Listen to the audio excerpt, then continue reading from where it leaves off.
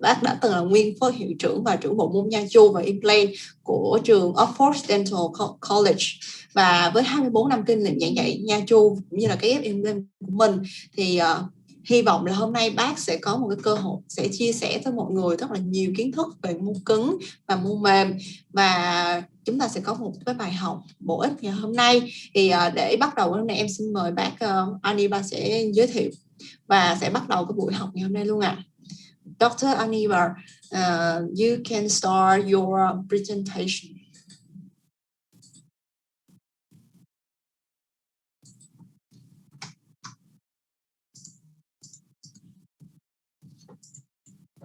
Please unmute your, yes. You are mute.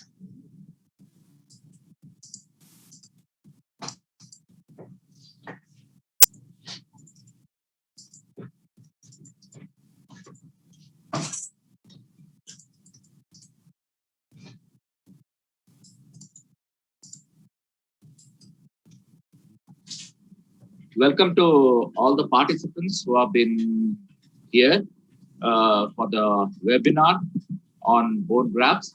So I welcome everyone and a very good evening from India and the Vietnamese company Tina in association with Medbone. I'm going to start today's webinar. Xin chào toàn thể. Sorry, I need to translate, therefore just two sentences at a time, and it can go smoothly. Okay. Yeah. Okay. Xin chào toàn thể các bạn đã tham dự vào cái buổi webinar ngày hôm nay của tôi. Tôi rất hân hạnh được đồng hành cùng Tính Nha cũng như là Medbone để có mặt trong cái buổi webinar ngày hôm nay, và hy vọng sẽ được chia sẻ cho quý vị những cái kiến thức thật là hữu ích. Yes. I am Dr. Anirban Chatterjee. This is Vice Principal Professor Head Department of Perio, Oxford College. This is the college I was working. Xin giới thiệu lại đó, đây là cái ngôi trường mà tôi đang làm việc, và trước đây thì tôi đã từng là phó hiệu trưởng tại ngôi trường này, và đồng thời là trưởng bộ nha chu cũng như là implant tại trường Oxford Dental tại Ấn Độ. So today's topic, bone grafts, the relentless quest for regeneration. Và việc đầu tiên thì cái việc ghép xương đó là một cái vấn đề vô cùng thiết yếu và quan trọng trong cái việc phục hồi và tái tạo xương. What is the goal of periodontal therapy? One is arrest progression and regenerate lost structures. Vậy thì ngoài ra thì cái mục tiêu của một cái việc mà điều trị nha chu ở đây là gì? Đó chỉ có thể là bám sát theo một cái tiến độ hay là tái tạo cái phần mô đã mất. Yes. So the ultimate periodontal regeneration or regeneration in per se, we can do it by root conditioning, GTR, biomimicking agents or bone grafts. Có rất là nhiều cách để mà điều trị nội nha. Nhiều cách để điều trị kỹ thuật GTR hay là ghép xương hay là ghép mô mềm.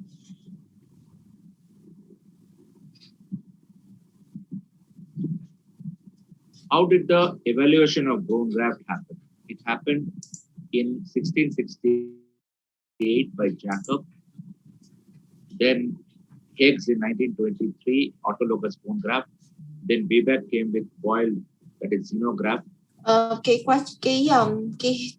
Cái lịch sử được gọi, hay tôi gọi đó là một cái lịch sử, cái quá trình mà hình thành nên cái việc mà ghép xương nó bắt đầu từ năm 1668 khi mà được cuộc ghi nhận đầu tiên là người ta cố gắng sử dụng xương bởi một cái nhà phẫu thuật người Dutch là ông George van Meekeren đã cố gắng làm lần đầu tiên.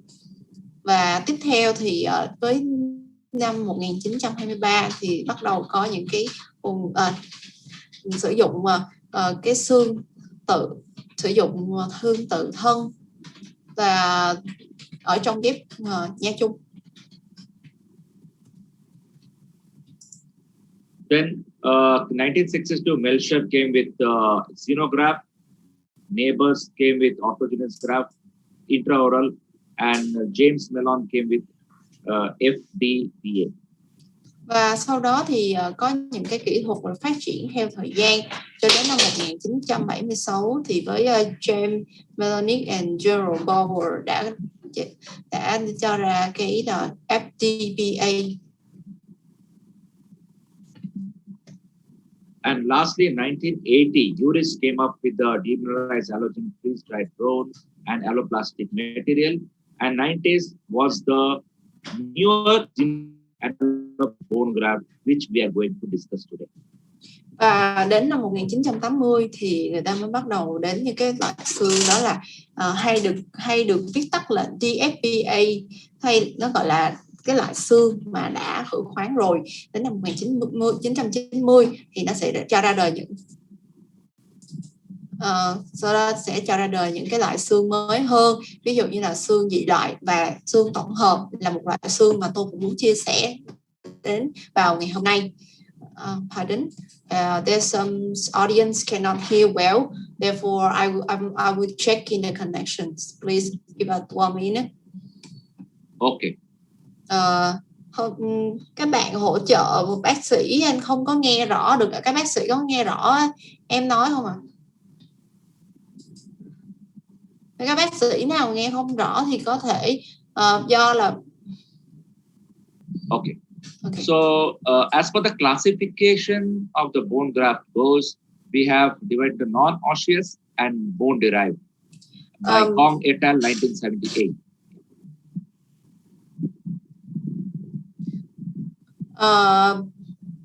Nếu mà bây giờ trong cái quá trình trong cái ghép xương thì nó sẽ được chia làm hai loại. Một loại thứ nhất là không phải là xương, và cái loại thứ hai là được trích xuất ra từ xương.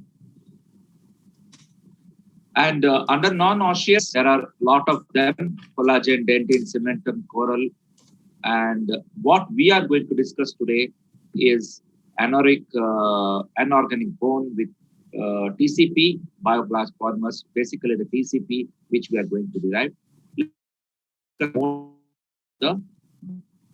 Và các loại xương hôm nay mà chúng ta sẽ chia sẻ đó là xương TCP và HA và TCP.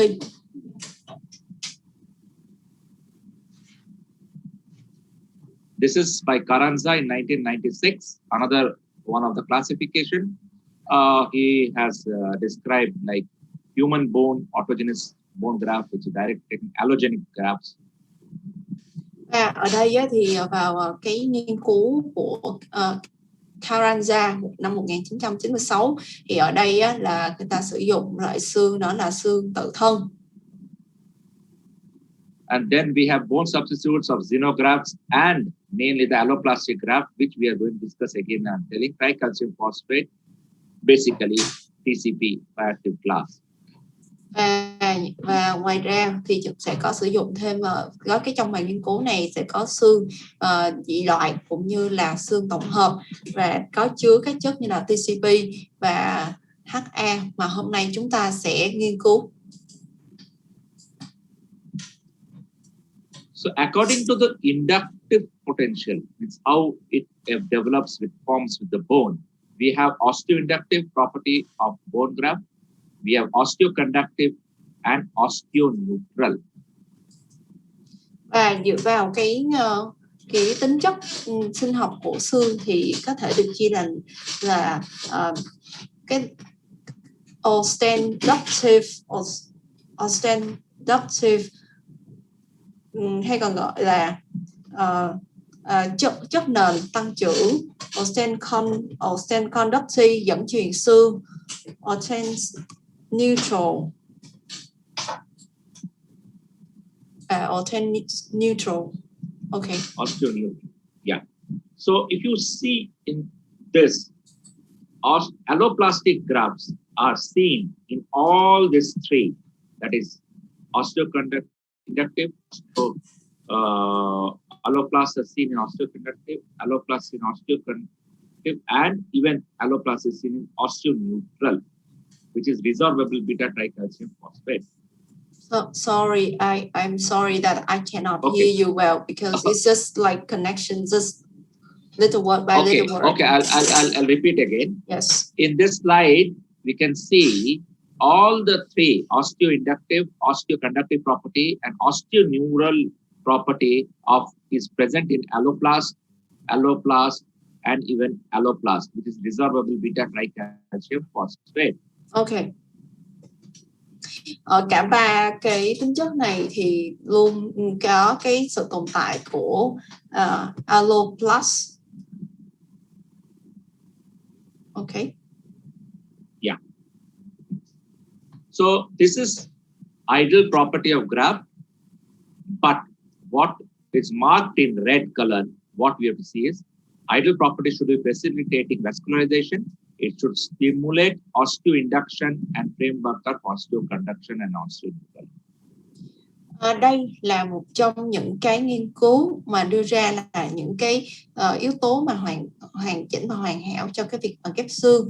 Thì ở trong cái tiền đề của ông Edwin Rosenberg and Rose vào năm 1998 thì có hai cái điểm mà tôi cảm thấy là tôi cần có cái sự lưu ý nhất, đó là cái facilitate vascularization, là xây dựng hệ thống lưới mạch mà tưới, và cái stimulate osteoinduction, tức là làm sao mà nó có thể mô phỏng được có thể làm đầu tiên là tích hợp xương, và đồng thời cũng là xây dựng được cái hệ thống dẫn truyền xương.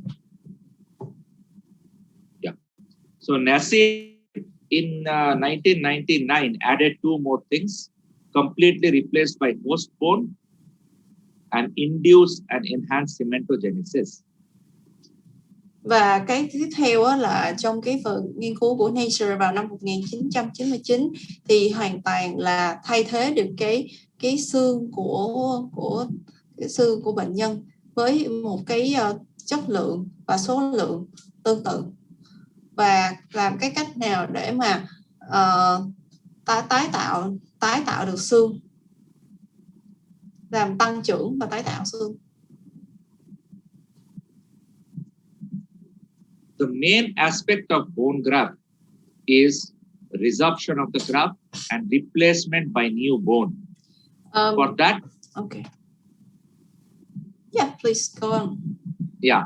So resorption of graft and replacement by new bone depends particularly on particle size and shape and pore size. Cái quá trình mà tích hợp xương và thay thế bởi một cái xương mới nó phụ thuộc vào những cái yếu tố sau, đó là cái kích thước hạt và cái kích thước và cái hình dạng của cái hạt xương, đồng thời cũng như là cái kích thước lỗ. So if you see on the particular thing, this is how the particular size of the bone graft should be. Too large will resorb but slowly, and it will take a reduced surface area. Một cái kích thước hạt xương mà được cho là chuẩn thì nó sẽ không quá to, và cái hạt đó nó phải có tích hợp xương vừa đúng theo, không quá nhanh cũng không quá chậm, và cũng như là nó không có bị mất tiêu đi ở cái bề mặt, lúc nào nó cũng phải ở đó để mà cái việc dẫn truyền xương để có thể tái tạo xương. And particle which is too small also will induce inflammation, will readily resorb. So the particle size should be approximately 380 micron in diameter or maximum 40 to 100 microns as per Hirschhorn in 1971 for the bone in growth. Nếu mà cái hạt xương mà nó quá nhỏ thì nó cũng dễ thúc đẩy cái vấn đề về cái mà viêm nhiễm, và nếu mà nó không có và chính vì vậy thì người ta đã đưa ra những cái kích thước hạt. Ví dụ như là cái kích thước hạt xương sẽ là 350 micromet hoặc là tối thiểu là 140 đến 100 micromet là yêu cầu, và cái này được dẫn ra từ cái nghiên cứu của Hirostrom vào năm 1971. If you see in this particular pore size, if you can see on your lower left area, this is an enlarge of one of the bone size here. You can see the trabecular version. So trabecular of the bone should be 20 to 100 micrometers.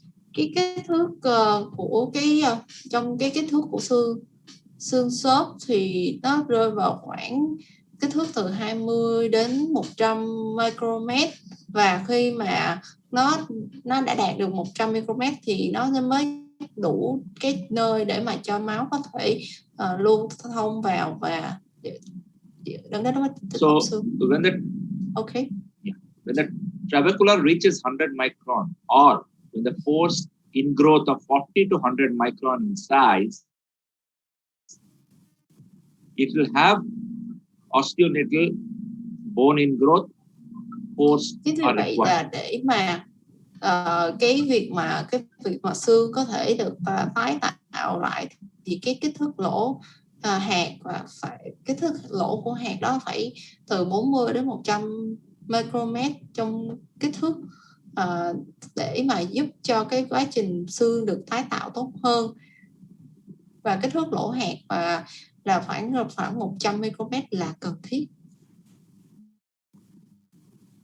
So if you see this trabecular pattern of 100 microns, this is a normal bone.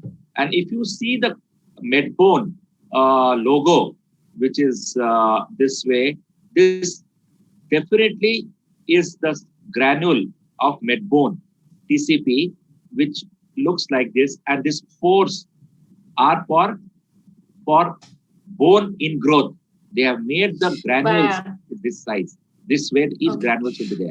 Và cái ý nghĩa của cái logo của cái hãng medbone này nó cũng chia sẻ một cái điều tương tự mà trong cái những cái kinh mà tôi rất là tâm đắc, lỗ hạt to, và với cái kích thước lỗ hạt như thế này thì nó cũng sẽ làm cho cái việc mà tái tạo xương được tốt hơn, bởi vì máu có thể lưu thông trong đó và có thể làm tái tạo xương, tích hợp xương cho bệnh nhân một cách tốt hơn. Yeah. So what I'm trying to say is the medbone, each granule will be of this size and shape, which allows, it is same as our bone, natural bone of trabecular, so that the ingrowth of the natural bone comes in and it forms into new bone. Vậy thì với một cái xương thông thường đó là với cái kích thước lỗ hạt là 100 micromet, thì nếu như mỗi một loại xương trên mà ở đây đó chính là medbone hay gọi là S-bone TCP có một cái kích thước lỗ hạt tương xứng như vậy thì đó cũng sẽ giúp rất là nhiều trong quá trình mà tái tạo xương.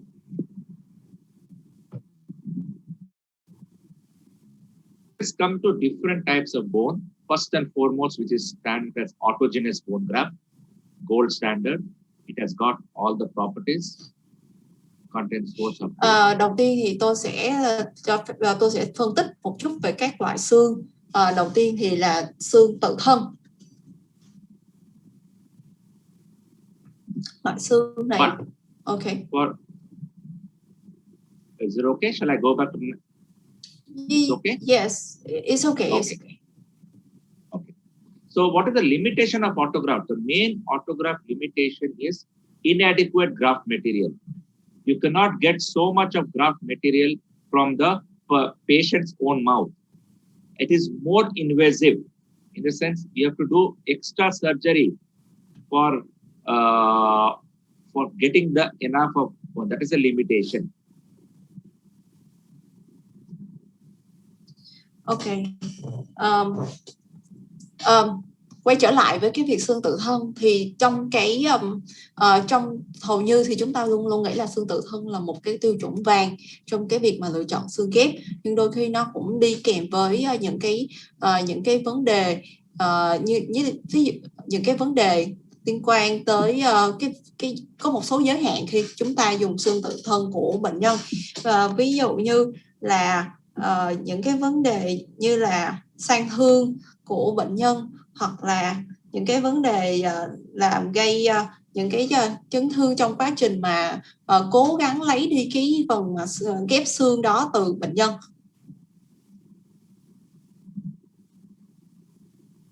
Next comes after autograft is allograft, taken from the human being to human being. Và loại xương thứ hai là xương đồng loại. And it is, you have to have a tissue bank. The limitation is donor should not have syphilis, should not have hepatitis, donor should not have occult disease. Đối với cái loại xương đồng loại này thì nó có loại là đã khử khoáng hoặc là chưa khử khoáng, thì và nếu như mà lựa chọn một cái loại xương đồng loại thì nó phải đảm bảo được những vấn đề sau. Thứ nhất, người hiến xương sẽ không có bị những cái bệnh lây nhiễm đây như là HIV hay là những cái bệnh như là những cái bệnh tiềm ẩn hay là có chứa vi khuẩn, cũng như là viêm gan B, viêm gan C hay là thậm chí là bệnh giang mai. Thì tất cả những cái bệnh này phải được loại trừ trong cái xương mà từ người được hiến xương.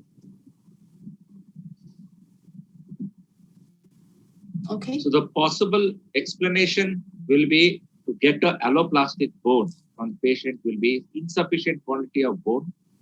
Donor will not have the viability. Particular size what we want we might not get.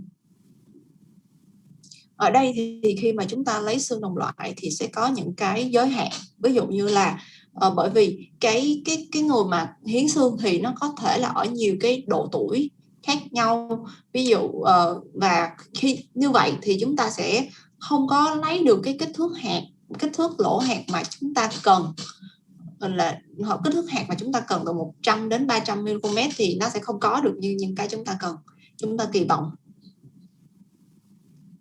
And the main method of DFDB preparation is tissue bank and sterilization. You will have to do gamma radiation, which reduces bone induction ability by 40%. Và đôi khi có những cái vấn đề ví dụ như là cái việc mà vô trùng thì đôi khi làm giảm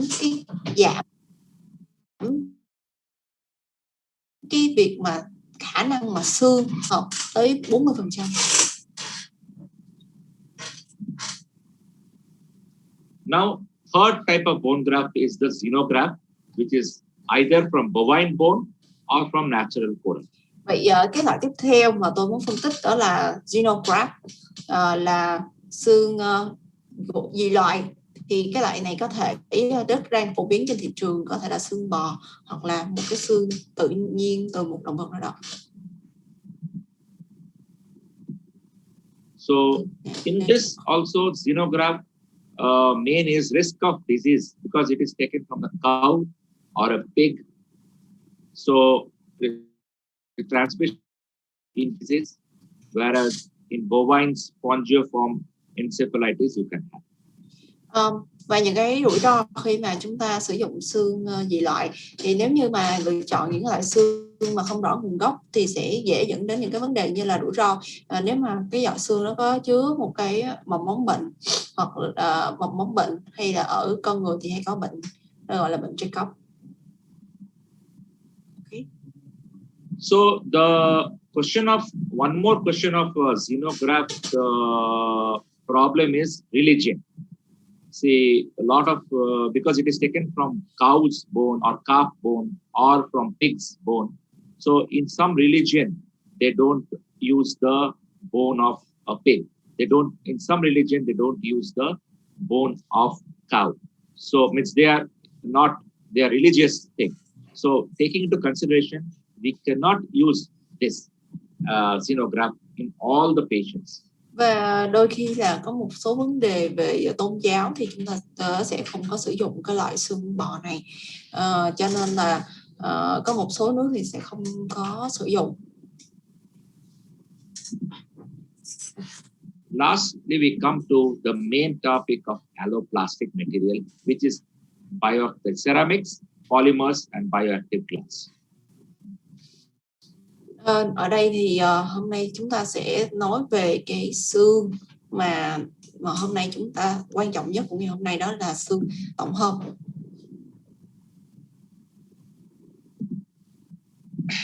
So in bioceramics, we have calcium phosphate ceramics, that is hydroxyapatite, beta tricalcium phosphate, and basic calcium phosphate. Đây là đầu tiên là dòng bioceramics, thì nó sẽ có những cái thành phần như là calcium phosphate ceramic, rồi hydroxy hay là beta tricalcium phosphate, rồi bifidobacterium phosphate. Okay. So what is the usually biological behavior of bioceramics is, or the alloplastic material, first and foremost, no systemic or local toxicity, rapid acquisition of growth factor, bone growth. Và hầu như thì đối với trên những cái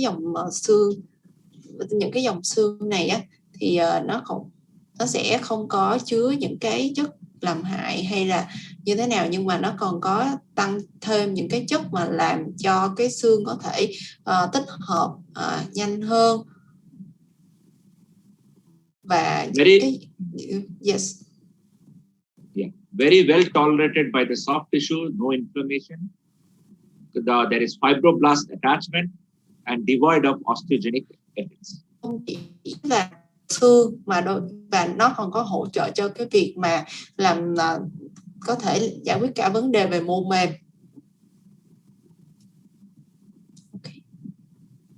So biphasic calcium phosphate, beta TCP plus HF, that is biphasic calcium phosphate. It is a combination which gives in resorption, which triggers the macrophages and it differentiates soft into osteoblasts. Và ở đây thì khi mà được kết hợp giữa hai chất đó là biphasic calcium phosphate cộng với lại những cái chất gọi là HA hay còn gọi là một cái chất tạo xương và men, thì cái này nó tạo lên một cái điểm vô cùng là lợi thế cho cái việc mà tích hợp xương nhanh, và cái quá trình mà tăng nó làm khơi dậy cái việc mà tích hợp xương cũng như là tái tạo xương và mô, kể cả mô mềm.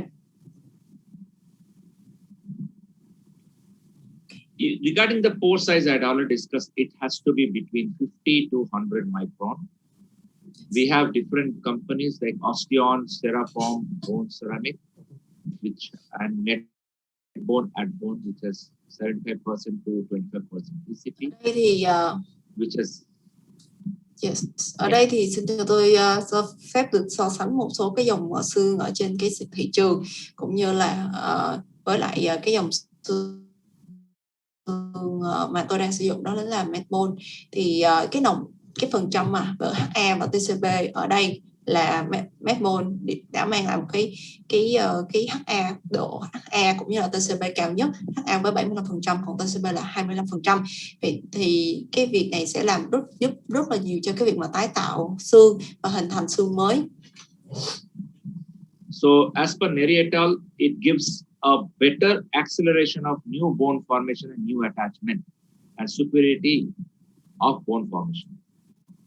Vậy thì tại sao chúng ta lại đưa ra các so sánh ở đây? Bởi vì chúng ta sẽ quay lại một cái tiền đề cực kỳ căn bản của Neri vào năm 1992, là nếu như mà trong cái loại xương ghép nào đó, ghép mà nó có cái nồng độ HA cao, thì đồng thời nó cũng giúp hỗ trợ cho cái quá trình tái tạo xương, hình thành xương mới một cách một cách tốt hơn. We have certain like Perioglass company which has a diameter pore size of 90 to 710 microdiameters. Có một cái số như là xương Berry, this is for periodontics, right? Yeah, it's for any this one. It's for dental use. Okay. Any dental use.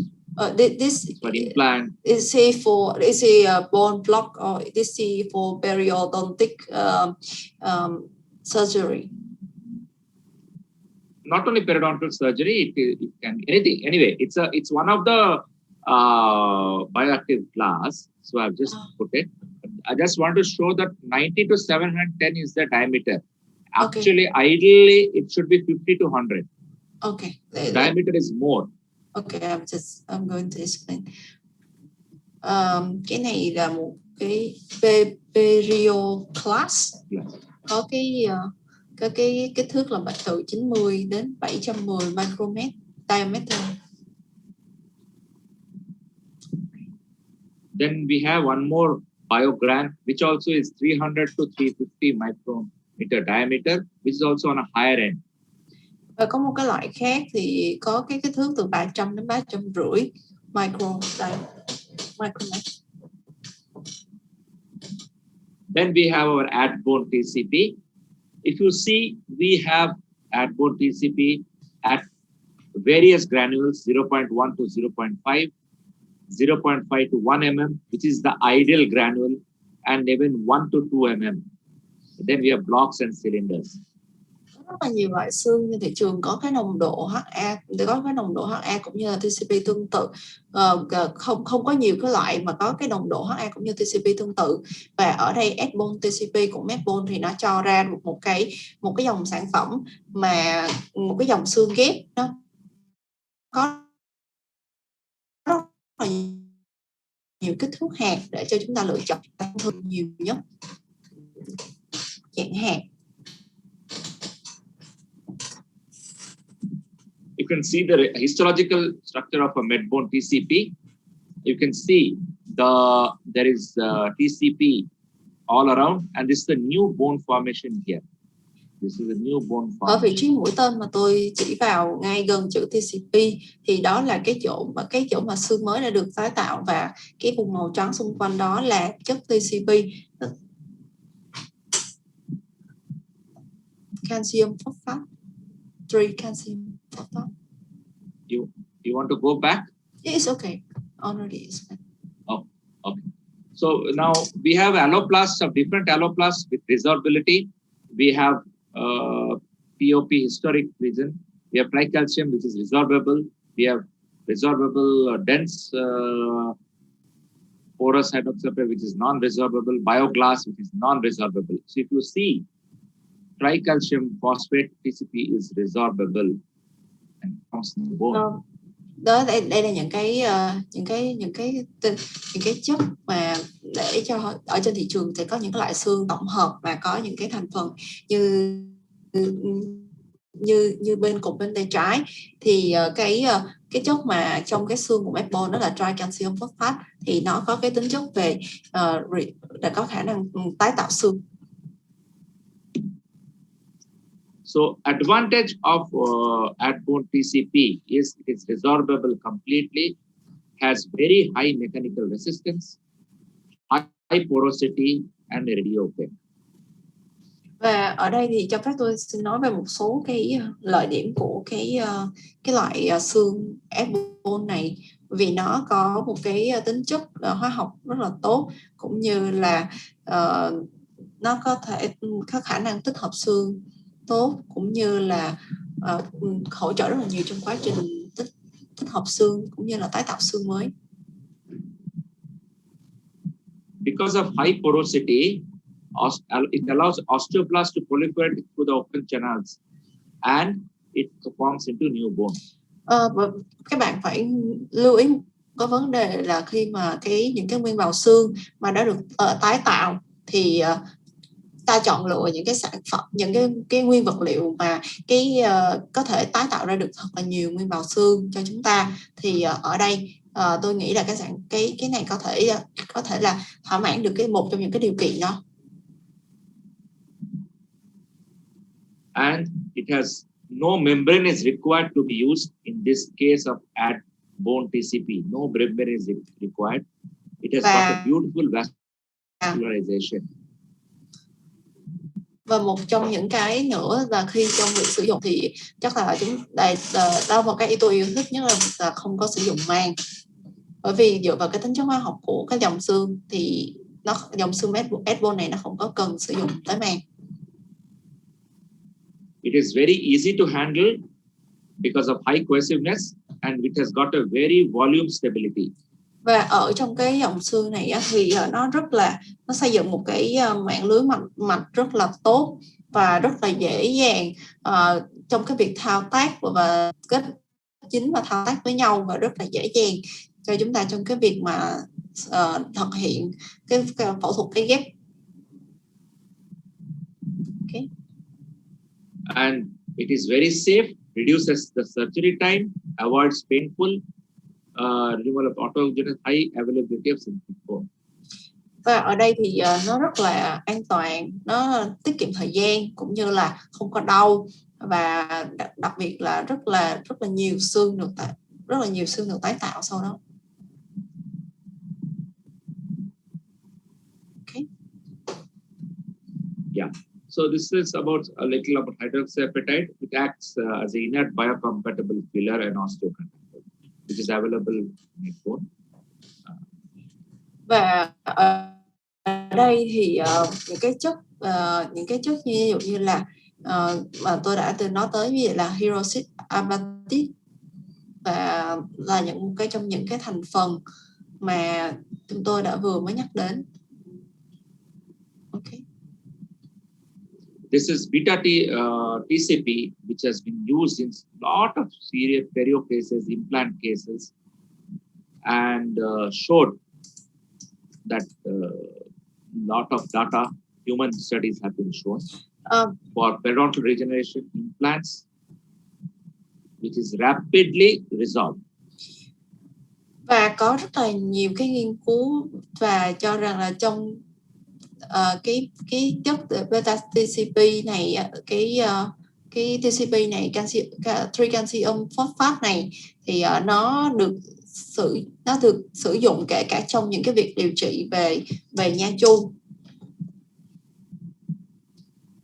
And it has shown significant gain of bone with connective tissue encapsulated with fibers. Và nó có thể ở những cái vùng mà nó còn ngoài ra nó còn làm tăng cái việc mà tăng trưởng của cái mô liên kết, cũng như là tăng cái hình thành xương. I'm going to show you some of the periodontal defects in bone graft of beta TCP med bone. What we have done, basically, we have done with this is a case of a lady, Marinisa. There is a periodontal defect. Ở đây thì tôi sẽ chia sẻ một cái ca mà điều trị nha chu với nữ bệnh nhân này. This is the periodontal defect in the central incisor. You can see a huge periodontal defect in the apex. Có thể thấy được một cái việc tổn thương nha chu mô mềm ở đây vô cùng lớn. We have placed, we did the degranulation and placed the med bone TCP. Và ở đây thì tôi bắt đầu cho ghép xương vào, ghép xương med bone TCP vào. This is after 3 months. You can see the defect. There is no defect at all, which was seen earlier. Completely bone split in place. Và chỉ sau 3 tháng thôi thì xương nó đã được tái tạo rất là nhiều. This is just the one-off case where you can see here we have had TCP bone graft. There was a huge periapical cyst replaced. This is after 6 months. Và đây là một cái ca mà cũng một cái ca tương tự như vậy. Xin lỗi, một cái ca cũng đang cần phải được điều trị nha chu rất là nghiêm trọng. This is immediate implant placement with bone graft and PRF membrane. You can see here there is immediate extraction. This is the extraction socket, or this is the tooth. Ở đây là một cái ca này là một cái ca cắm implant tức thì và ghép xương, cũng như là sử dụng màng PRF.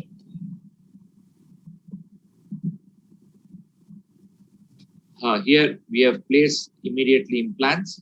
See, it is exposed because it was there. Then we placed TRrodC bone graft and PRF membrane, and this is, we have sutured it.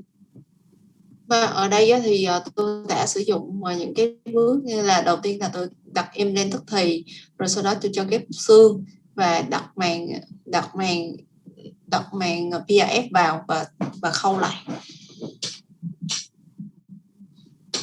This is after placement X-ray. This suture what we have placed, and after periodontal dressing.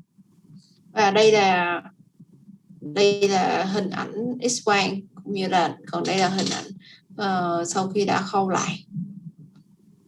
You can see the bone grafts here all around. Chúng ta có thể thấy được cái vùng xương ghép ở xung quanh đó.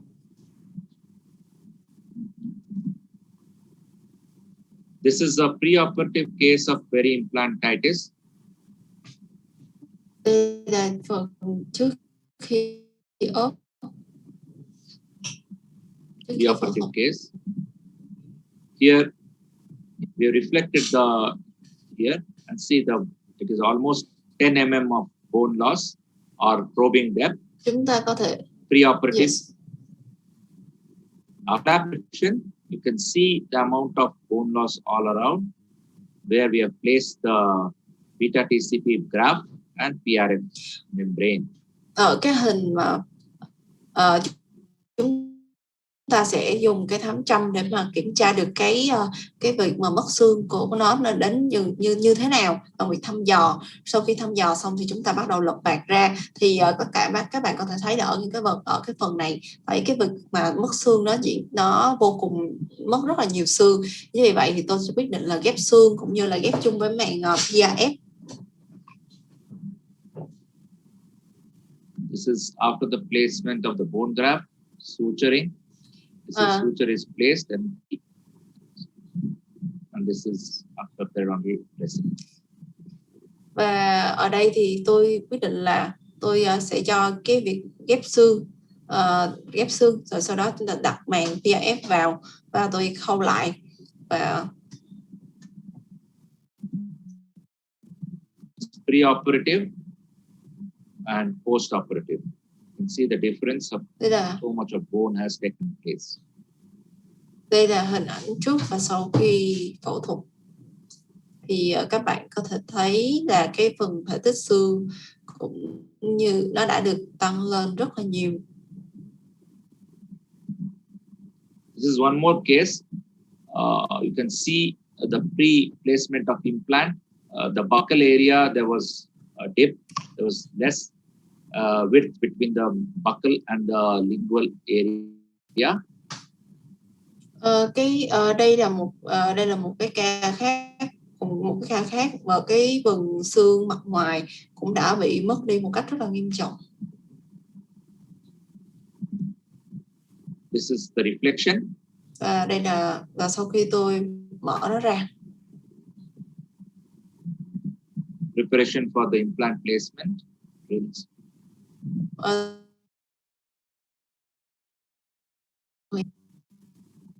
Implant placed. Khi đặt xong. But if you see, there is exposure of the implant. Và chúng ta thấy là cái có phần lộ implant ra. Vậy thì lúc này chúng ta hướng giải quyết của chúng ta là gì? Here we have placed the bone graft of a larger size of 1 to 2 mm, larger size, and we have covered it. Ở cái ca này thì các bạn lưu ý là sẽ sử dụng cái loại xương hạt to nhất để mà ghép vào cái vị trí này, vì thiếu hỏng lớn, và sau đó chúng ta sẽ khâu lại. Here then we have put tack pins and placed the membrane. Chúng ta sẽ dùng cái màng để và đóng tắc lại để che để phủ cái phần mà ghép xương đã ghép. And then we have placed the gingiva and sutured it. Và sau đó chúng ta lại khâu lại.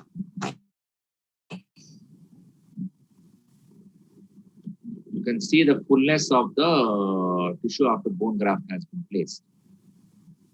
Và chúng ta thấy đây là hình ảnh toàn bộ phần mô mềm cả mô cứng. This is one more case which was done. Already implant was placed. The peri-implantitis case, there was irritation in the gum. Đây là một cái ca của một bệnh nhân 65 tuổi, nam 65 tuổi và có hiện tượng của cái việc mà tiêu cả phần mô cứng cũng như mô mềm quanh cổ implant. We reflected and the implants were exposed.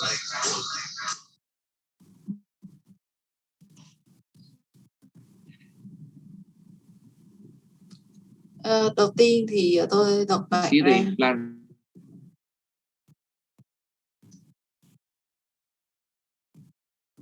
Hello, I can't hear you. Hello, Dr. An. Yeah. Can you hear me? Yeah, now I can hear you. Now This is the exposed implant. We reflected it. We could see the exposed implant, and you can see it better in this once you reflect the tissue. Sau khi mà lật bạc ra thì chúng ta có thể thấy được là cái việc mà phần lộ implant đã lộ ra rất là nhiều. Okay. And then we did osteotomy holes, clean that area and place bone grafts. Vậy thì at TCP we place. Vậy thì chúng ta sẽ cho làm sạch cái vị xung quanh cái phần cổ implant rồi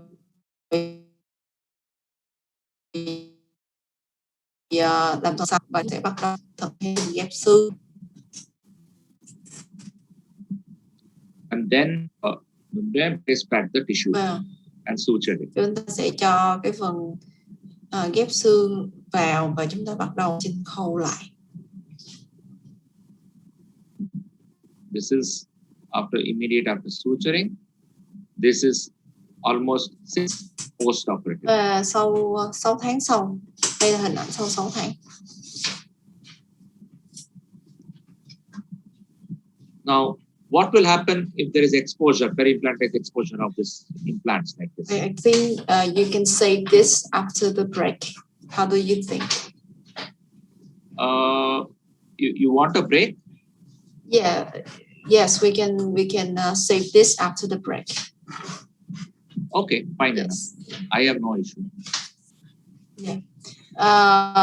Và cái phần này thì chắc là để tôi sẽ giải thích cho các bạn một cách kỹ lưỡng hơn vào sau giờ nghỉ giải lao. Sau khi chúng ta đã tổng hợp những cái kiến thức về việc lựa chọn xương tổng hợp thì tiếp theo sẽ là cái phần mà giải quyết những cái vấn đề về cái việc mà lộ implant. Thì đây là một cái phần khá hay và thú vị. Thì hy vọng là các bạn sẽ đón chờ sau một ít phút giải lao khoảng từ 5 đến 10 phút. Okay, you can have a break, have some drink, and get back to us later. Please relax. After how much time? 5 minutes. I will keep that on. 5 minutes. Okay. Fine.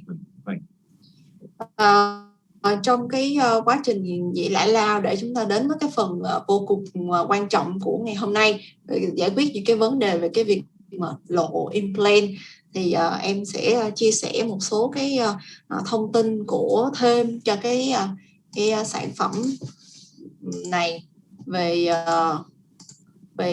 implant về cái hãng xương Medbone này.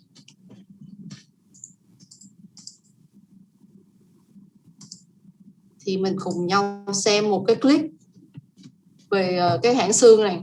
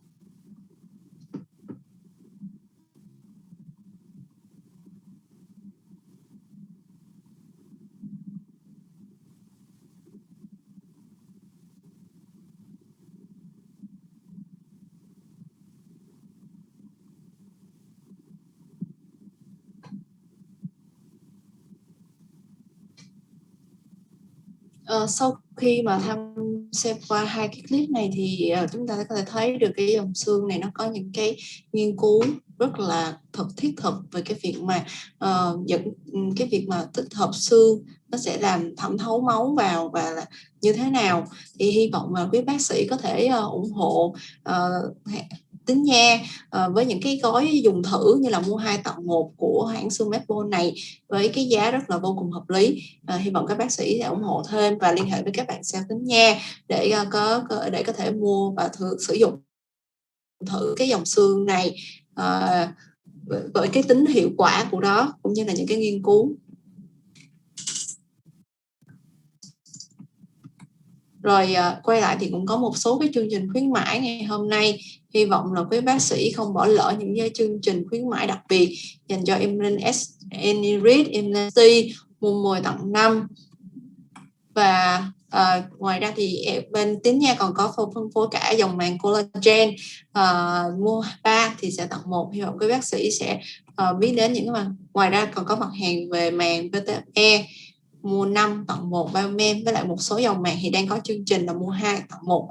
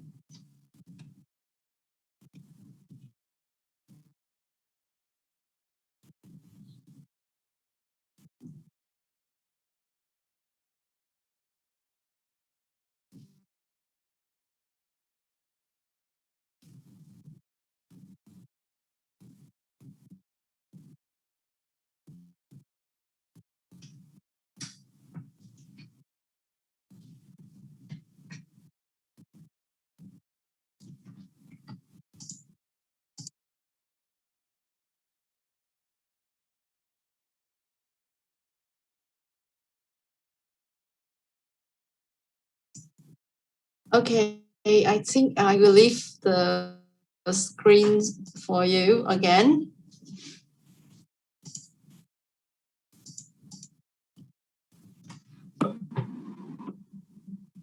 Shall I share the screen or it is? Yeah, you share the screen.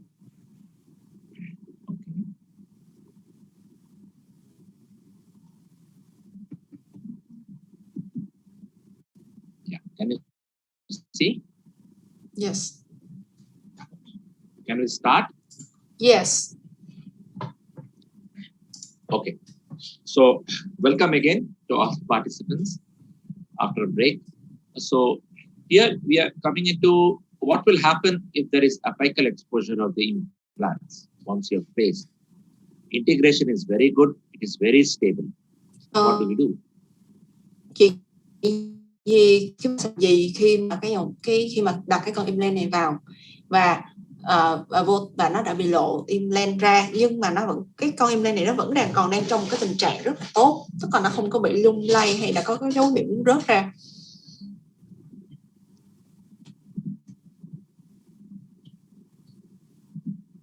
Okay. Yeah. So this is the case, another case wherein 4 implants completely exposed but stability is wonderful. Và đối với cái ca này thì vô cùng tồi tệ, đó là cả 4 cái con implant đều bị lộ hết cả ra ngoài, và có con là muốn lộ hết một nửa nhưng mà nó vẫn còn đang trong một cái tình trạng, nó vẫn còn bám được một mặt xương và cũng đang trong tình trạng và tốt, không có dấu hiệu rớt. So this is the same photo. What we did, we placed PRF as a membrane because it is autologous bone, and we had placed that and covered with PRF. Và các bước tôi làm á, tôi sẽ làm các bước vô cùng đơn giản. Đầu tiên là tôi sẽ ghép cái xương add bone vào, TCP vào, rồi sau đó tôi cho cái màng, tôi sẽ cho cái màng PRF mà tôi đã làm và đặt vào. Then we sutured it. You can see a slight amount of hair bone all around this place here. Và sau đó thì tôi khâu lại.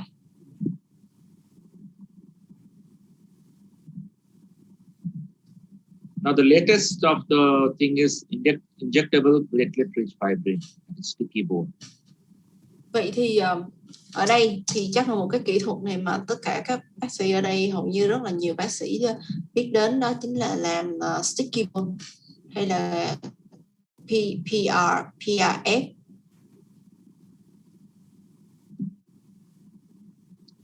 This is one of the study that is there in Moro et al.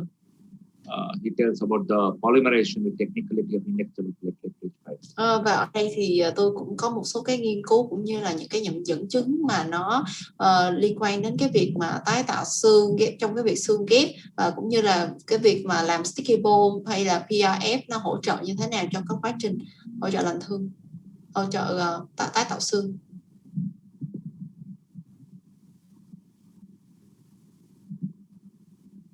So as per Moore et al. 2015, we need to draw 9 ml of blood without for 2 minutes. Và đầu tiên thì các bác sĩ có thể chụp lại cái này để làm một cái, đây là một quá trình mà thực hiện sử dụng làm IPRF. Đầu tiên thì chúng ta sẽ lấy máu khoảng 9 ml. Upon that, we get an orange liquid which is taken about 2 ml to 5 ml, depending. In a syringe, we draw it out. I will show you. Và sau đó thì chúng ta sẽ đặt nó vào.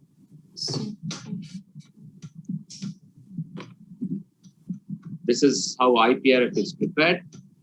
This is the orange. You can see the orange thing after doing. Either you can run for 3,300 RPM for 2 minutes, or 700 RPM for 3 minutes for female, and 4 minutes 7,100 RPM for male. Đây là cái công thức của tôi, sẽ quay với tầm 3.300 vòng trong vòng 2 phút và 700 RPM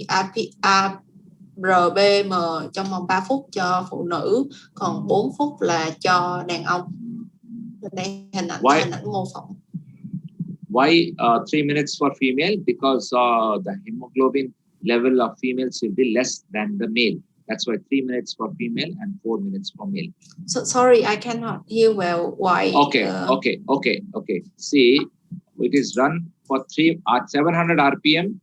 It is run for 3 minutes for female because the hemoglobin of female will be less than male. That's why it is run for 3 minutes for female to prepare IP. Okay. Vậy bởi vì trong cái máu của trong hàm lượng máu của phụ nữ thì có chứa một cái chất gì đó mà em sẽ hỏi lại cái phần này rõ hơn, tại em không có rõ cái chữ đó được. Could you type for me what's the thing that make the female makes less time than male? Could you type down? Because female, any female will, their hemoglobin level in the blood will be less. That's why it is for 3 minutes for female and 4 minutes for male. Could you type for me? Could you type for me during the chat? I can't type. Hemoglobin in the blood. Yeah. Hemoglobin. Just tell hemoglobin in the blood.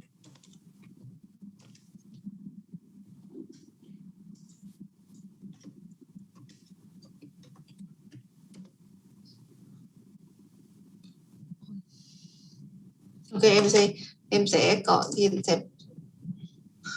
nồng độ có hemoglobin, nồng độ hemoglobin. Yeah. So this is after it is prepared, we draw it, that orange color fluid, into the syringe. This is how it is. And we put it in a metal bowl with the bone graft. Và sau khi mà chúng ta sẽ lấy cái phần màu cam ở phía trên và chúng ta bỏ vào cái chén. Okay. And this is after 15 minutes polymerization, we get this sticky bone. But so 15 minutes, 15 minutes. Sau 15 phút thì chúng ta sẽ có được cái sticky bone. Yeah. So this is again one more figure how a sticky bone is prepared. This is how you can get bone graft. Add TCP with add bone TCP và sau khi with IPRM. Đây là thành quả sau 15 phút trộn giữa xương thì add bone TCP với lại cái phần cái phần cam màng hồi nãy và đã ra được cái sticky bone. Yeah. These are few of the cases of periodontal defect which is used with sticky bone. Đôi khi chúng ta sẽ gặp những cái vấn đề về những cái da chu với lại sticky bone. This is the IPRF tube. This is sticky bone prepared. It is placed. Here, sticky bone is placed here, and suturing periodontal dressing. Tôi sẽ đối với ca này thì đối với ca viêm nhiễm nha chung thì chúng ta sẽ cho sticky bone vào để ghép vào đây, rồi sau đó tôi khâu lại.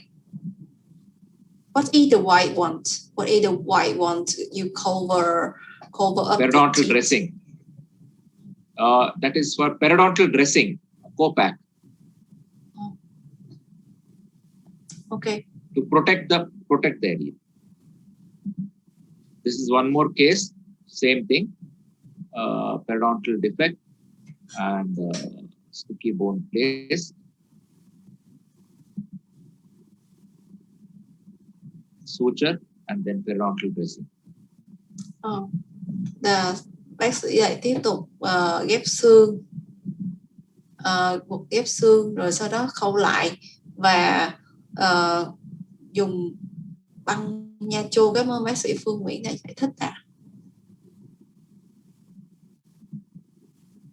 This is the X-ray of pre-operative and post-operative after 9 months. Đây là một cái yes. You placed sticky bone. See, this pre-operative at 0 month, and this is post-operative. You can see the amount of bone which has formed in 9 months with sticky bone. Yes. With add bone TCP. Và đây là hai cái hình ảnh trước và sau khi phẫu thuật. Sau 9 tháng thì cái mật độ xương đã tăng lên rất là nhiều. There's one more case where you can see the pre-operative defect of 9 mm, bone loss of 9 mm. Là ở đây thì chúng ta sẽ có một cái ca là cái phần mà xương thiếu đó khoảng 9 mm. This is the same flap reflection, bone defect, placement of sticky bone, suture and periodontal dressing. Và ở đây thì chúng ta cũng làm cái kỹ thuật tương tự. Và đây là cái thành quả sau 3 tháng.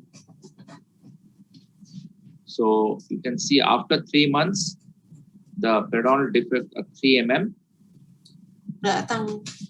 After 9 months, it was defect. The bone loss was only 3 mm.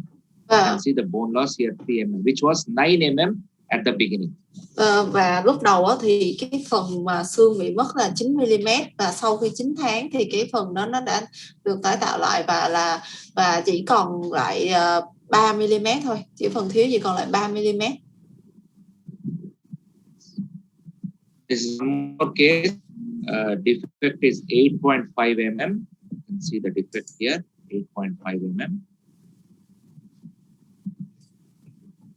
Đây là một cái ca khác với cái phiếu hỏng là 8,5 mm. Và tôi cũng làm cái phương pháp tương tự. Okay. And after 9 months, you can see the defect was 4 mm. Và từ 8,5 thì cái phần mà thiếu hỏng nó đã được tái tạo và tăng lên chỉ còn thiếu 4 mm thôi. Yeah, you can see here preoperative before the bone loss, and then you can see the amount of after 9 months. Only 3 mm, 9 mm, 3 mm. 6 tháng có thấy là cái phần thiếu độ sâu khoảng 3 mm. This is one more case where sticky bone was placed. You can see this case before the surgery. See amount of bone loss percussion area. See here, completely covered after 6 months. Yeah, đây là cái hình ảnh mà trước khi và sau khi làm cái phẫu thuật về cái phần ghép xương. This is one more case before. You can see the amount of bone loss with the arrow mark here. You can see the bone loss here. After sticky bone, after add bone, sticky bone, you compare complete coverage of root was seen in this case. Sau cái thời gian đó, đây là những hình ảnh trước sau thì chúng ta có thể thấy những cái phần thiếu hỏng xương đã thể hiện rất là rõ. Thì sau đó khi ghép xương xong thì xương nó được tái tạo lại và thể hiện lên rất là nhiều ở trong cái hình ảnh bên dưới. So this is a study 2018 by Hiram in Queensland. He has compared BioOS, that is xenograft, BioOS company of Geislich, which is already written here, with add-bone TCP. He has compared a study for sinus lip. Ở đây thì vào một cái nghiên cứu của Hiram vào Peterson vào 2018, họ làm một cái nghiên cứu so sánh giữa xương BioOS rất là nổi tiếng trên thị trường với lại cái xương add-bone TCP này. So in histological study,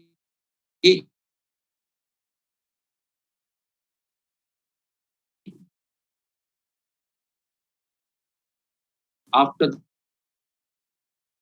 the placement after 9 years, và cái nghiên cứu này thì được làm ra và so sánh trong 9 năm, được theo dõi trong 9 năm liên tục.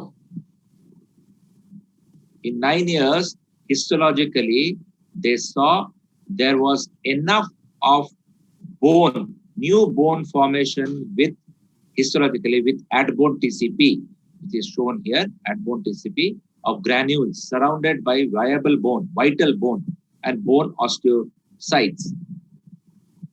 Và trong cái nghiên cứu này nó làm tôi rất là bất ngờ bởi vì cái số lượng mà TCP add-bone nó được tái tạo, nó được ghép vào và khi được ghép vào thì nó đã tạo ra rất là nhiều cái xương mới và xây dựng một cái nguyên bào rất là nhiều nguyên bào xương.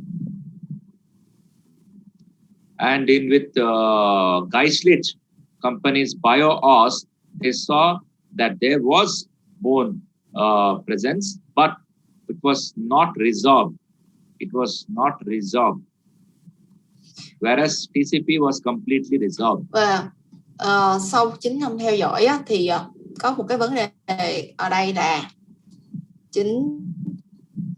xương BioOS sau khi đã ghép xương cũng theo dõi có tình trạng tương tự thì cái xương BioOS nó vẫn còn tồn tại, nó vẫn chưa tiêu hết và cái TCP sau 9 năm thì nó đã tiêu hết hoàn toàn rồi và nó chỉ còn để lại cái xương của bệnh nhân, xương mới hoàn toàn của bệnh nhân thôi.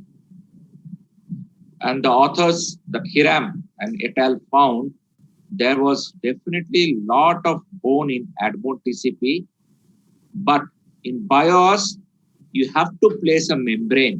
BIOS, you have to place a membrane. Ad-bone, no membrane was used. Và ở đây, ngoài ra thì có của các tác giả Hiram này, ông đã có thêm trong cái nghiên cứu này, đó là đối với TCP ad-bone đó, thì ông không có ghép thêm cái màng nào hết. Nhưng mà khi ông dùng của BIOS thì ông bắt buộc phải ghép thêm màng. And anyway, that is what band. One of them was, it was a xenograph, as I already mentioned. And DCP granular was better interconnected with lot of favorable resorption was seen with increasing in bone mass with ad-bone TCP than BIOS. Và ở cái kết luận của cái tác giả này á, thì cái xương hạt TCP ad-bone này nó mang lại một cái hiệu quả tuyệt vời cho cái việc mà tái tạo xương, cũng như là nó sau theo thời gian thì cái xương này nó hoàn toàn nó sẽ tiêu đi và tái tạo thêm xương mới cho bệnh nhân. This is our study of IPRF or sticky bone in sinus augmentation for sinus lip cases. So the procedure is the same. We prepare the PRF and the sticky bone. This is the orange,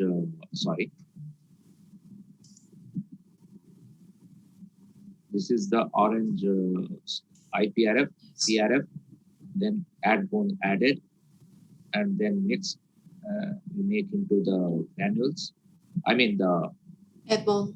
Sticky bone is prepared, and we made at the sticky bone got pigment bone, and then we have placed it in the sinus. Yes. For sinus. Và trong cái quá trình của tôi, trong cái này thì tôi muốn chia sẻ thêm đối với cái bác sĩ, đó là tôi còn sử dụng cái phương pháp này với làm sticky bone với cả những cái ca nâng xoang của tôi cũng làm một cái quy trình tương tự, cũng tạo ra sticky bone và tôi cho nó vào những cái ca nâng xoang phức tạp, những ca nâng xoang của tôi trong trường hợp này. And these are few studies by Sadhvi with ad bone on sticky bone with the sinus lip. So here they are told PRF with bone graft sticky bone will increase the implant stability and have early healing. Thông thường thì chúng ta sẽ thấy là bây giờ cái kỹ thuật, đây là một trong những cái bài mà tác giả cố gắng chứng minh là cái PRF này thành với sticky bone sẽ đưa ra một cái độ implant vẫn ổn, cái độ vẫn ổn sơ khởi tốt cho implant, đặc biệt ở những cái ca là dùng để nâng xoang. There's one more study which also says that IPRF is safe and causes osteogenesis for sinus lip. Vậy thì ở đây tôi đưa thêm những cái bằng chứng để chứng minh do cái việc mà sử dụng PRF tạo sticky bone nó mang lại một cái hiệu quả rất là tốt, hiệu ứng rất là tốt.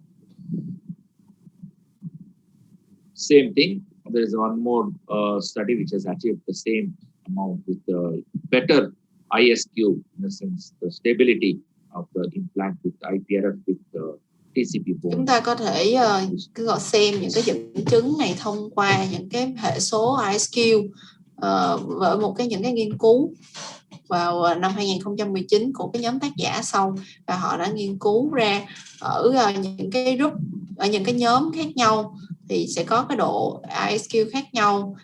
Ví dụ như là những cái nhóm mà có sử dụng màng PRF thì có hệ số ISQ cao hơn so với những cái nhóm ở hệ số không có sử dụng ISQ. Không có sử dụng PRF. So this is a case of direct sinus lip procedure, pre-treatment. Flap is reflected. Đây là một cái ca mà tôi sử dụng để trước khi phẫu thuật và sau đó đến gần lột bạc. And then bony wall over lateral antral wall is reflected with the piezo. And here we are removing the wall and going to Schneiderian membrane. Ở cái phần này thì tôi sử dụng cái piezo để mà mở cửa sổ. This is Schneiderian membrane is reflected. Sau đó thì tôi bắt đầu thực hiện kỹ thuật nâng xoang.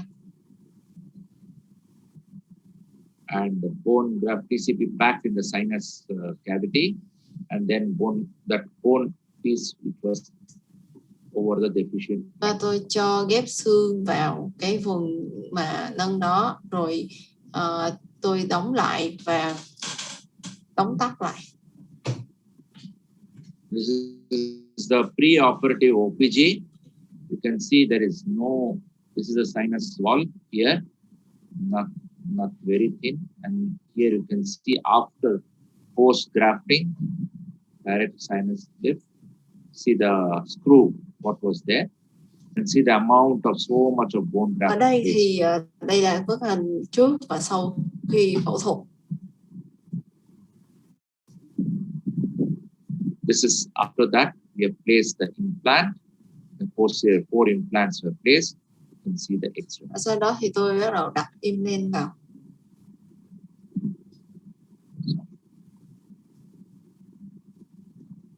It's okay? Yes. Okay. 4 implants are placed after doing sinus lift with beta TCP. This is indirect sinus lift. Everybody, all of you might be knowing how it is done. I'm just given a fracture with a mallet. Indirectly we place it. And once it's done, we put alloplastic bone substitute. You can see the diagrammatic representation here. Yes.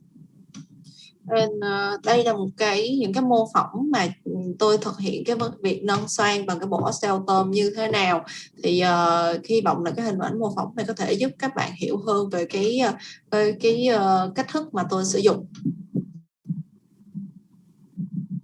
Then alloplastic beta TCP is placed, or whichever alloplastic material is not. In this case, I'm not in beta TCP. It's placed. Và tôi cho xương vào và bắt đầu nâng một cách từ từ lên.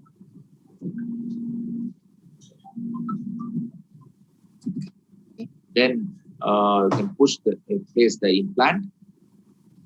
Và sau đó thì tôi sẽ bắt đầu đặt cái con implant vào. With the bone graft being there.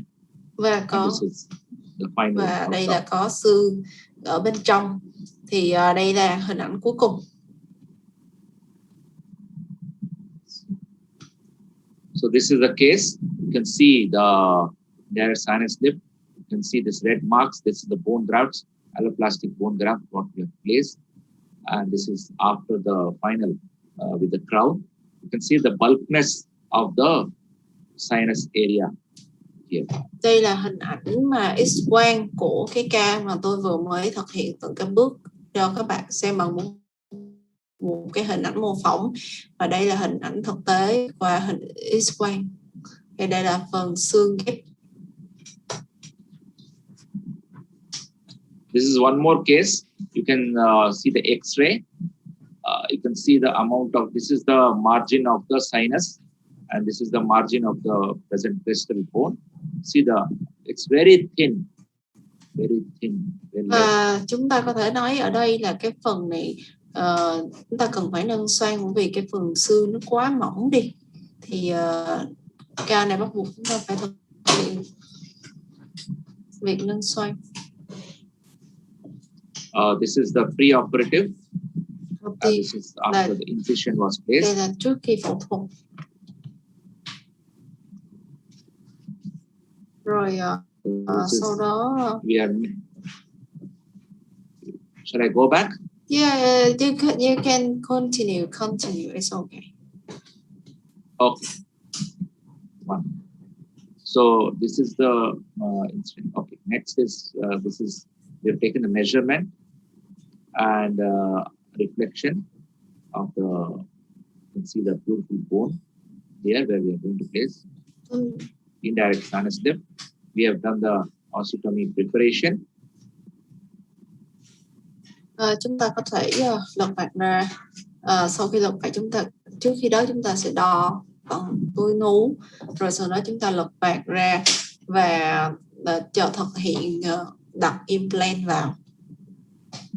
This is the 5 mm by 7 mm length implant place, and this is at bone TCP ready with the bone mixed with blood. Và ở đây thì tôi ghép cái xương bone TCP vào đây và khâu lại.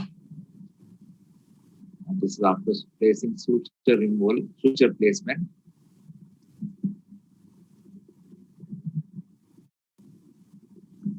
And you can see,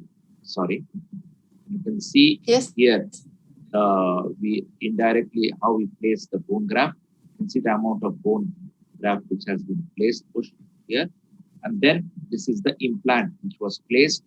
Thì ở đây chúng ta sẽ thấy là cái xương được chứa đầy vào bên trong và sẽ ghép thêm và khi cái implant vào. Okay. Yeah, you can see the amount of bone graft and bone TCP bone graft all around the implant here.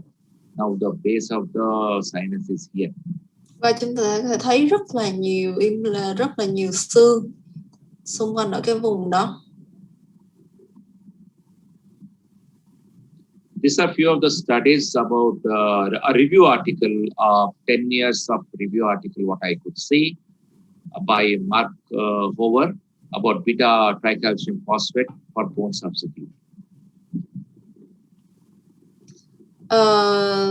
Ở đây thì đây là một số cái nghiên cứu lâm sàng mà cho cái nghiên cứu lâm sàng về cái việc mà calcium phosphate có trong xương thì có thể hỗ trợ cho cái quá trình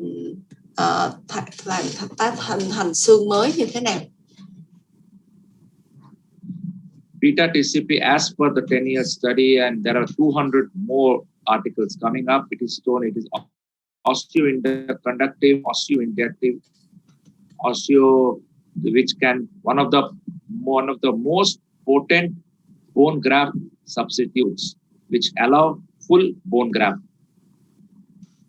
allow full bone defect regeneration. Bởi vì cái calcium phosphate là một trong những cái mà làm cho cái xương được tái tạo và tích hợp được nhanh hơn trong cái quá trình đó, và nó sẽ làm cho xương mới được hình thành khi mà nó tiêu đi, nhưng mà đồng thời nó cũng làm cho cái xương mới được hình thành và thay thế. And it is readily replaced by new bone, beta TCP. It is soluble in the bone, and it has got osteoclast. It has got osteotransitive ability. Osteotransitive ability. And also osteoimmunomodulatory effects. Và ở đây thì nó sẽ có rất là nhiều cái vấn đề, ví dụ như là nó là một cái nơi để có thể tạo nên chất nền tăng trưởng, hay là cái hay là một cái dẫn truyền xương rất là tốt. And it has shown that beta TCP is synthetic, osteoinductive, osteoconductive, and it is readily doped with ions, which can provide the functionality like bactericidal activity also it can have. Và ngoài ra thì nó còn có những cái tính chất trong cái việc mà kháng khuẩn. Okay. One more study with beta calcium platelet-rich plasma. It has shown that it is a promising biomaterial and can require very good bone augmentation in addition to PRP results to decrease in bone loss around dental implants. Và cũng cái đồng thời trong một cái nghiên cứu của Straniva Anuensin Pariha thì cái tricalcium phosphate calcium này nó cũng có giúp thêm cho cái quá trình mà là tăng trưởng xương, cũng như là làm giảm cái tình trạng thiếu hụt xương qua implant. Another study which presents with beta tracker by JCP 2021 recent from March April. They have divided into 30 different sites, and they got that JCP alone or with PRF also. It is a wonderful material for a beautiful bone increase of the bone effect. Và ở đây thì tôi muốn kết luận lại là những cái tính chất quan trọng của một cái, đó là cái dùng TCP này, cái chất TCP này thì nó rất là vô cùng quan trọng. Và ở đây có một cái nghiên cứu mà dùng TCP với lại cái màng PRF thì nó cho ra kết quả như thế nào. Thì trong cái nghiên cứu này, tác giả đã đưa ra một cái kết luận là cái này nó không chỉ là thứ nhất là tăng trưởng xương của bệnh nhân, cái thứ hai là nó còn hỗ trợ trong cái quá trình mà điều trị cả cái phần mô mềm của bệnh nhân rất là tốt. Đó là cái kết luận của cái tác giả này trong cái việc tại xương có chứa TCP và kết hợp chung với lại PRF. This is another study by Juliana Menzies of 2021 recent study where they have used 5 different bone substitutes, 5 different bone. One is autogenous with beta TCP, only beta TCP, bioactive glass, then bioactive glass with autogenous bone graft. Ở đây thì lý do mà tôi đưa ra thật là nhiều cái vấn đề về lý thuyết là tại sao những cái dẫn chứng này, bởi vì tôi muốn cho các bạn hiểu được rằng là một cái loại xương thì chúng ta cần phải biết nhiều hơn về cái tính chất hóa học của nó và đặc biệt là thành phần của nó. Và với những cái thành phần mà chứa beta, calcium, phosphate như thế này thì vô cùng thiết yếu cho một cái loại xương ghép, và nó sẽ hỗ trợ quá trình lành thương cũng như là tái tạo xương, và đặc biệt là trong những cái nghiên cứu mà liên quan đến những cái ca mà nâng xoang ghép xương.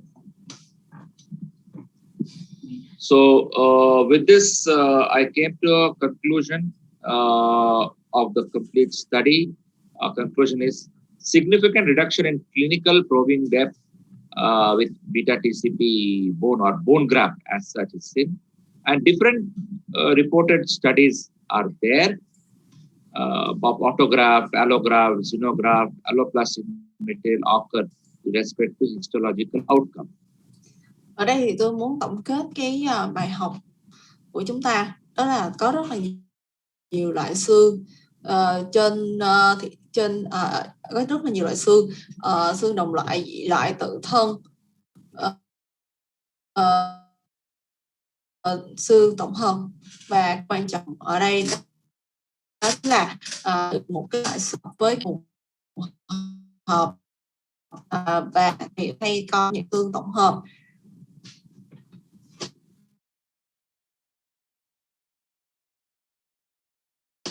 And although not all materials, there's a conclusive evidence that regeneration definitely is achievable with any bone grafts. Và vấn đề ở đây là chúng ta phải biết lựa chọn những cái loại xương làm sao mà cho nó phù hợp. Nó phải đảm bảo những cái yếu tố cần và đủ. Ví dụ như là xương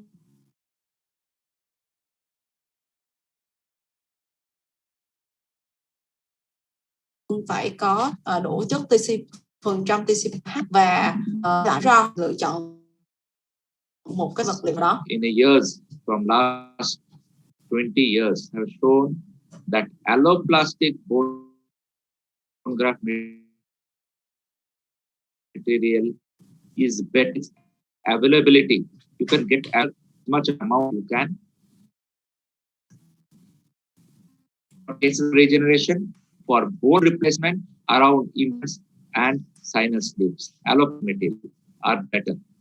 Và trong sự nghiên cứu tôi vừa mới đưa cho các bạn thấy, bởi vì ở đây muốn một cái vấn đề là tổng hợp này á, nó sử dụng trên sàn và được có những rất là nghiên cứu và chứng minh, và nó không chỉ tốt cho ghép xương mà nó còn có thể ghép tốt cho việc mô mềm, điều trị cả mô mềm. Và đặc biệt là những cái vùng ví dụ như là đặt implant và tiêu xương vùng tiêu xương implant vùng cổ nè, tiêu xương tại vùng cổ của implant nè, hay là hay là những cái ca nâng xoang. So with this, I would like to quote by KENH. It's good to have an end to the journey towards, but it's the journey that matters in the end. Hopefully, I could do justice for my talk with bone grafts, and participants have understood what I wanted to convey to them.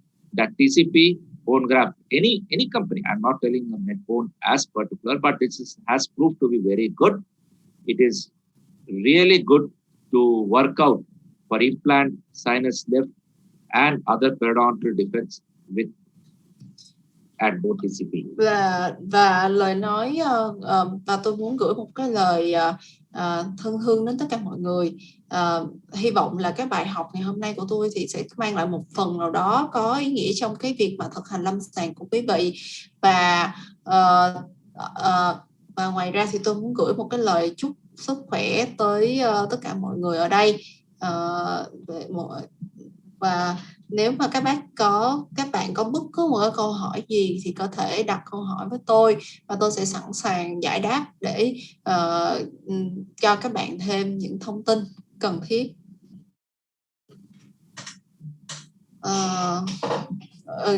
Okay, so we are coming to Q&A, right? Yeah, any questions? I'm ready to take over the questions. Yes. And before the questions, I would like to thank you very much. I would like to thank the participants for the patient hearing. I would to thank our Anna for translating from English to Vietnamese, and she has been very patiently doing all this wonderfully. Thank you, Anna, for all this.